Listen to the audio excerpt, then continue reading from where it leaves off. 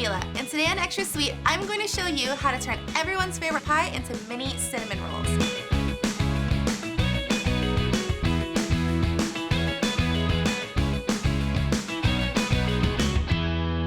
So now, to get started on this recipe, I'm gonna pop this can of dough open. You will be able to see that I don't like this part. Okay, got it. I'm using crescent sheets as opposed to crescent rolls, just as an easier, convenient product. It's a good product at that. Everyone's familiar with how it tastes.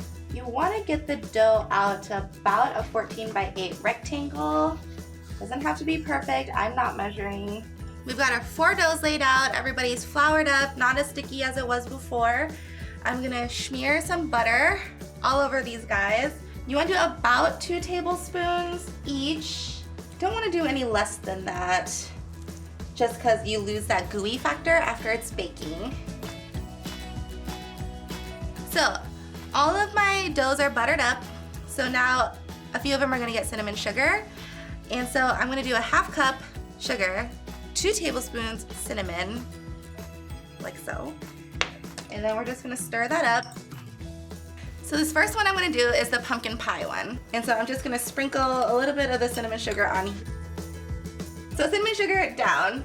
And this is the pumpkin pie filling that I made. It's like pumpkin puree, and then I have a little bit of pumpkin pie spice, a little salt and pepper in here, a little bit of sugar.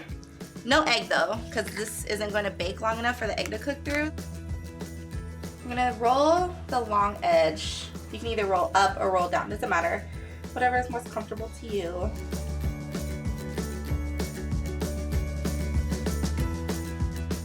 Now that we have our pumpkin pie one done, I'm gonna do the pecan pie one.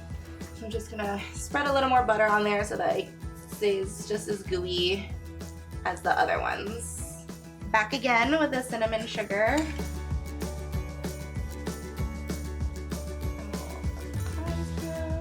Spread that out, press it down a little bit. And then we're gonna roll this one. A little cinnamon sugar back here for our apple pie rolls.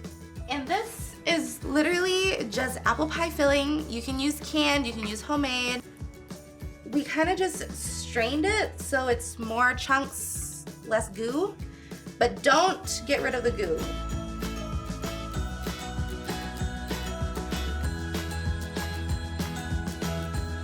Last but definitely not least is the cherry pie. I'm not gonna add any cinnamon sugar to this one just because I'm not really a fan of the cinnamon cherry mix, but you definitely could. So once you're done rolling, we're gonna slice these guys up into about 12 pieces each. And the easiest way I've found to do that is with floss. You just want unwaxed, not minty, but you're literally just gonna wrap it around your fingers like I have here. And then you wanna come and slide this down to the middle, crisscross like so, and then pull. Got the half, and we're doing each half and half. And we're doing each one of these pieces in 3 to end up with 12. And this works way better than if you were to use a knife because the pressure comes from all around the log and then it just cinches in the middle, and it helps you maintain that round shape. So I'm gonna go bake this now at 350 about half an hour, and then after that I'll show you how to glaze. So now I'm gonna show you guys how to top these. So I cut these marshmallows in half, and then I'm just kind of sticking them on top of each pumpkin pie mini cinnamon roll. Now we torch. For those of us that don't have a torch at home, you can definitely pop this under the broiler for a couple seconds. Pumpkin is done, so next we'll do the pecan pie. Got a little caramel here.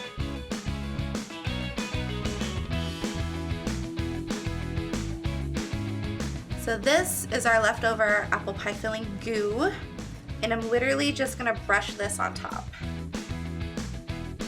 And then to this, I'm going to add powdered sugar glaze, just so it looks like it has a topping, since our apple pie goo is kind of clear. Last, definitely not least, is our cherry pie, guys. I'm just gonna take our cherry pie goo and just kind of slap that on, kind of casually here. that is how you make everyone's favorite pie extra sweet. I'll see you next time.